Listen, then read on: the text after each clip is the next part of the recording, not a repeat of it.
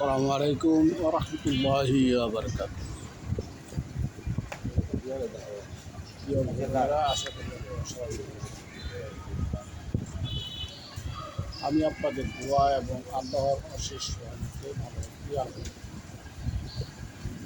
প্রিয় ভাই বোনেরা, আপনারা এখন যে ভিডিওটি দেখছেন সেটা হচ্ছে নারায়ণগঞ্জ জেলার থানাধীন তারাপুর পৌরসভার তারাপুর বাজারের অতি নিকটে একটি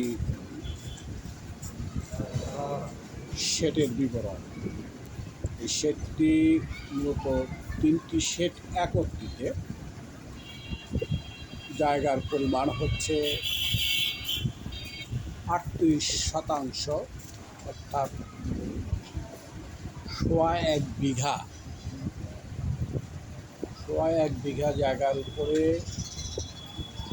3টি শেড এবং আংশিক খালি জায়গা রয়েছে। এই পুরো জায়গাটি যদি কেউ ক্রয় করতে চান তাহলে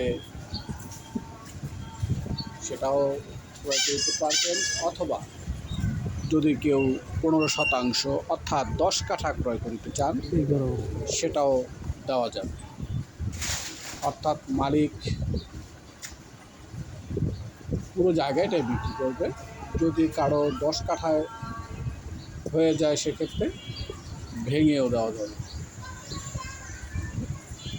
যাই হোক, প্রিয় ভাই বোনেরা, আমি জায়গাটির ভিতর বাহির দুটোই ভিডিও করার চেষ্টা করেছি।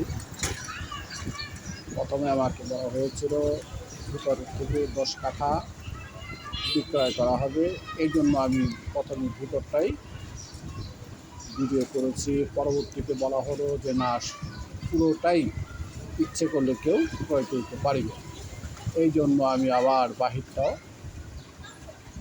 ভিডিও ধারণ করেছি। তো যাই হোক, লম্বা একটি ভিডিও, 38% জায়গা, দ্যাট মিনস 1.5 বিঘা, এবং এটি তারাপুর বাজারে অতি নিকটে। এই জায়গাটি যদি কারো ক্রয় করার ইচ্ছে থাকে তাহলে অনুগ্রহপূর্বক আমার সাথে যোগাযোগ করতে পারে। আমি মধ্যস্থকারী হিসেবে আমার দায়িত্ব যথাযথভাবে পালন করার চেষ্টা করব, ইনশাআল্লাহ। প্রিয় ভাই বোনেরা, যেহেতু জায়গা 38% এবং ভেঙেও বিক্রি করবে বা পুরোটো বিক্রি করবে, এই জন্য কথা হচ্ছে মূল্যটা কাঠা, প্রতি কাঠা জায়গার মূল্য 22 লক্ষ টাকা আস্কিং প্রাইস। প্রতি কাঠার জায়গার আস্কিং প্রাইস 22 লক্ষ টাকা। যদি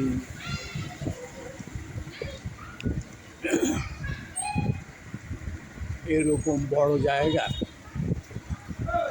ক্রয় করার মতো কেউ চিন্তা ভাবনা করছেন বা করতেছেন, তাদের জন্য এই ভিডিওটি অত্যন্ত গুরুত্বপূর্ণ।